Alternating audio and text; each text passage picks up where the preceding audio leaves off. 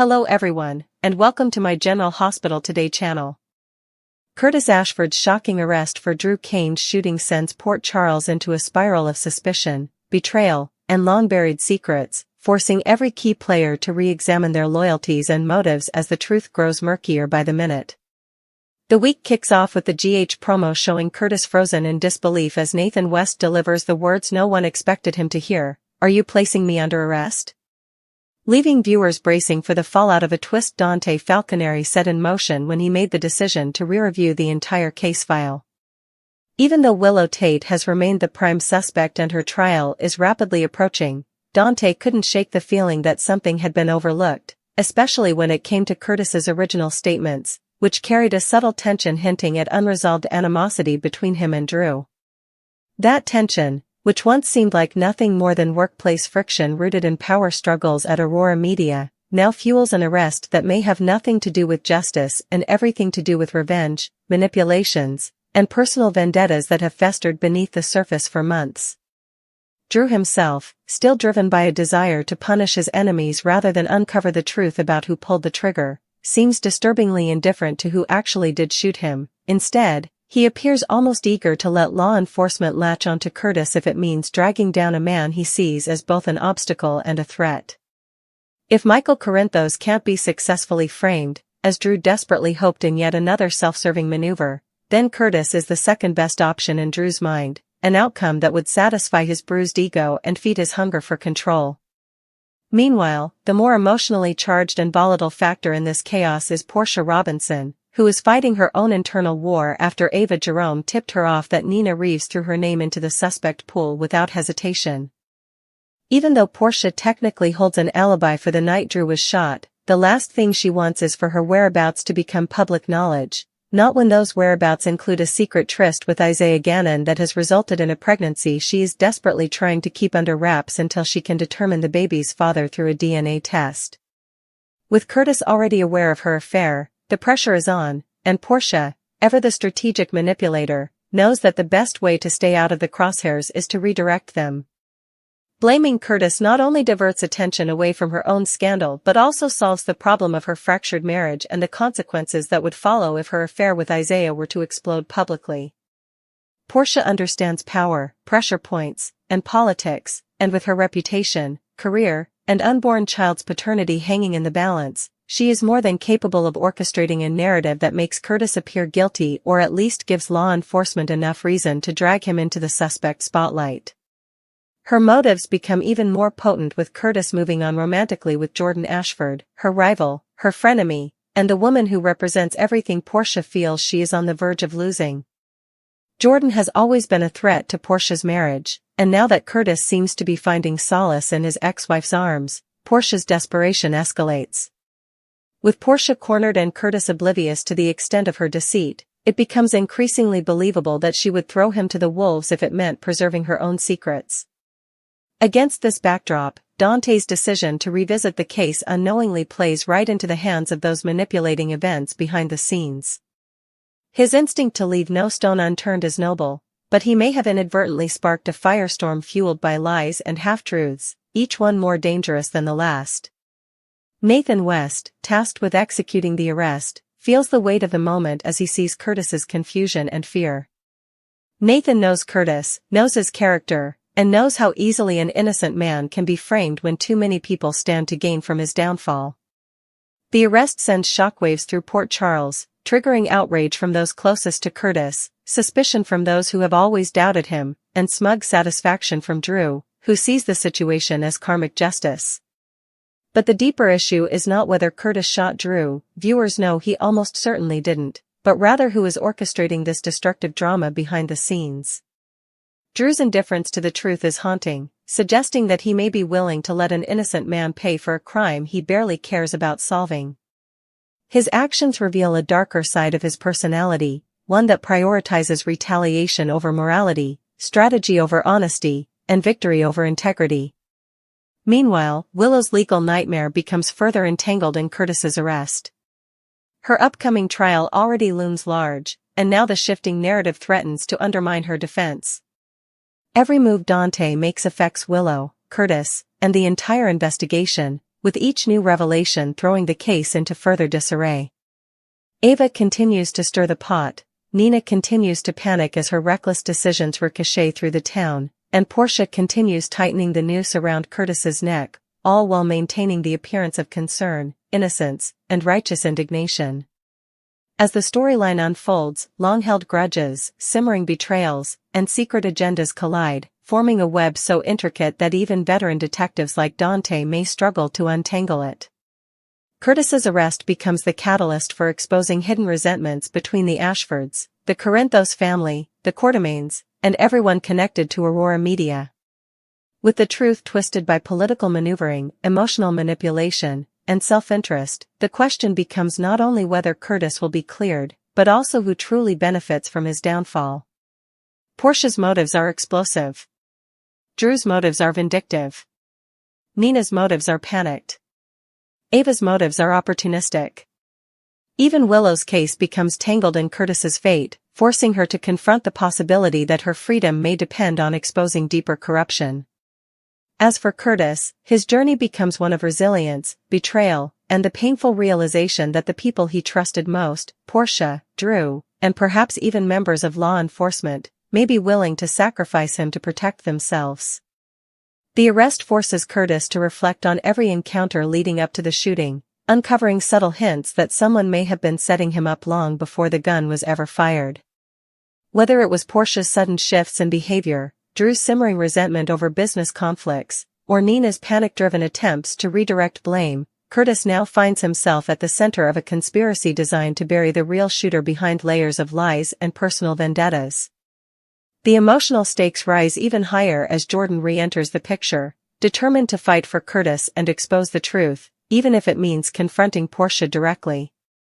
Jordan's presence reignites old passions, unhealed wounds, and a sense of loyalty that Portia could never break, making her an unexpected but powerful ally in Curtis's darkest hour. Ultimately, Curtis's arrest serves as a turning point, not just for the shooting case, but for every relationship touched by the fallout.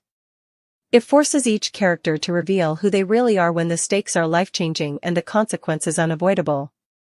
Portia must choose between self-preservation and moral integrity. Drew must face the truth of what he has become.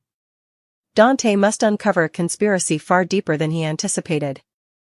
Jordan must confront her lingering feelings for Curtis. And Curtis must fight not only for his freedom, but for the truth that so many are desperate to bury. Whether he walks out of this ordeal vindicated or broken will determine the fate of every person tied to this tangled storyline, making Curtis Ashford's arrest not just a plot twist, but a seismic shift in the power dynamics of Port Charles. Curtis Ashford's arrest sends shockwaves that reverberate through every corner of Port Charles, igniting a powder keg of suspicions, grudges, and hidden agendas that have been quietly simmering beneath the surface long before Drew Kane ever took a bullet. As the news spreads, the reactions are immediate and polarizing. Some are stunned, some furious, and others quietly satisfied, knowing that Curtis's downfall could create opportunities for them, personally and professionally. At the center of the storm, Curtis finds himself transported back to a mindset he thought he had left behind, a world where trust is fragile, truth is slippery, and every ally could also be an enemy waiting for the right moment to strike. The interrogation room becomes a crucible where Dante and Nathan try to walk the line between objective law enforcement and personal relationships, especially since both men know Curtis well enough to understand that something about this arrest feels off. The case against Curtis is circumstantial at best, yet the timing feels orchestrated, as though someone deliberately waited until tensions peaked between him and Drew to ensure that Curtis would look guilty to anyone paying attention. Meanwhile, Drew continues to display an unsettling indifference, one that borders on cold calculation. He claims to want justice, but anyone watching him closely can tell he is fueled far more by resentment than truth. His ego, bruised from his recent failures and betrayals, sees Curtis as a convenient scapegoat, an easy target who can absorb the fallout Drew should logically face himself. Drew's inner circle notices the shift too. Michael Corinthos, despite his own issues with Curtis, looks increasingly uncomfortable with how quickly Drew is willing to let an innocent man take the fall. Their friendship, once rooted in shared business ventures and mutual respect, now stands on the edge of collapse as Michael begins questioning who Drew has become. Willow, already fighting for her freedom, watches this new development with dread, understanding that Curtis's arrest could either strengthen or unravel her own defense. If the narrative shifts suddenly, if the prosecution believes multiple suspects acted with overlapping motives, her trial becomes an unpredictable minefield. And with Nina, Ava, Portia, and Drew all actively manipulating the truth, Willow feels more isolated than ever, unsure which version of the story will be used against her in court. Portia Robinson, meanwhile, finds herself standing at the center of a dangerous triangle of guilt, fear, and desperation.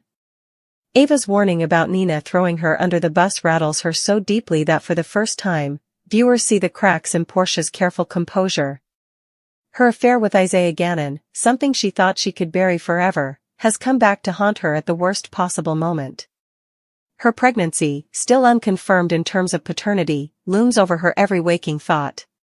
She knows that if the truth comes out, she could lose everything she has built, her job, her reputation, her marriage, and most devastatingly, her daughter Trina's respect. The idea of facing Curtis, who has been drifting away from her emotionally for months, fills Portia with a panic she can barely conceal. The thought of Jordan, strong, grounded, morally steady Jordan, guiding Curtis through this crisis terrifies Portia even more. With each passing hour, she grows more convinced that the only way to protect herself is to let Curtis sink deeper into the criminal suspicion surrounding Drew's shooting. It's a dark, morally fraught position, but Portia has backed herself into a corner. Every lie she has told has created another lie, every secret has grown heavier, and every attempt to protect her daughter and her image has pushed her further into dangerous territory. Her self-preservation begins to morph into something colder, something that could make her capable of sacrificing Curtis entirely, even if she once claimed to love him. Jordan Ashford, meanwhile, wastes no time stepping back into Curtis's life, driven by a fiery determination that surprises even her. She may no longer be his wife, but the bond they shared, the trust they built as partners in both life and work, still runs deep. When she hears about the arrest, she immediately pushes through her own emotional conflict and focuses on the facts. Jordan knows Curtis's character better than almost anyone. She knows he is stubborn, sometimes impulsive, sometimes defensive, but never violent without reason, and never capable of a premeditated attack like Drew's shooting. Her instincts as a former police commissioner sharpen as she reviews the case, noticing details that others dismissed, inconsistencies that point to a setup rather than a genuine suspect.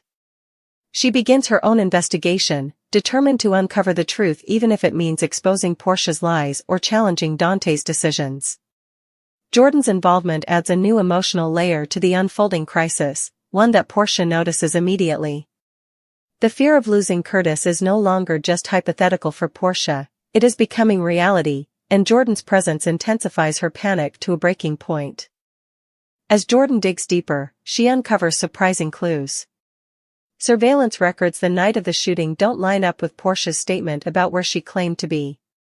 Witness testimony that once seemed airtight now appears suspiciously convenient. The more Jordan learns, the more she realizes that someone has manipulated the narrative from the shadows, subtly redirecting suspicion, conveniently timing revelations, and patiently waiting for the perfect moment to strike.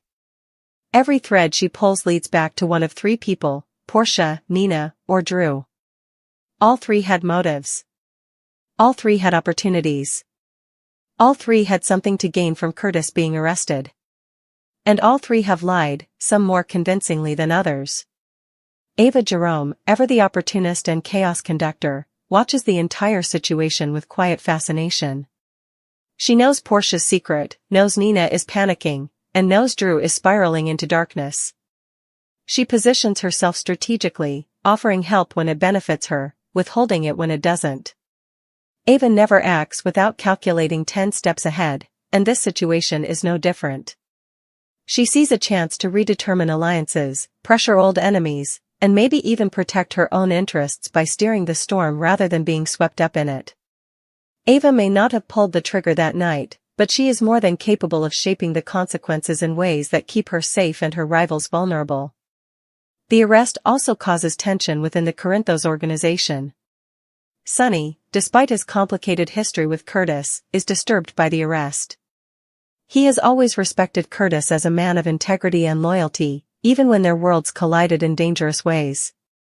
Sonny begins asking his own questions, putting his network of informants and associates into motion. He doesn't trust Drew, doesn't trust Nina's involvement, and definitely doesn't trust the ease with which the police are accepting the case against Curtis. His investigation begins to intersect with Jordan's, creating an unlikely alliance fueled by mutual suspicion and a desire to protect someone who has always stood by them. Sonny's instincts rarely fail him, and this time is no different. He senses a frame-up from the beginning. Meanwhile, the media frenzy grows. Aurora media employees whisper in hallways, question Drew's leadership, and wonder whether Curtis's arrest is a warning sign of deeper corruption within their ranks. Some staff members swear they saw Drew arguing with Curtis the week before the shooting, while others claim Drew has been acting erratic ever since he recovered. Rumors spread like wildfire, and the lines between truth and fiction become nearly impossible to separate. Port Charles thrives on scandal, and Curtis's arrest becomes the center of a hurricane of gossip that alters reputations and destroys alliances. Trina Robinson, caught between her loyalty to her mother and her love for Curtis, struggles to navigate the emotional chaos.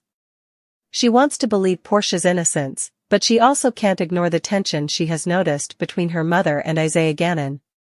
Trina's instincts, much like her father Taggart's, are sharp, and she notices inconsistencies in Portia's behavior that make her question whether her mother is telling the full truth. Curtis has been a father figure to Trina, someone she trusts deeply. Watching him be taken away in handcuffs fills her with heartbreak and anger, not just at the police, but at Drew, at Portia, and at the entire town for letting this happen.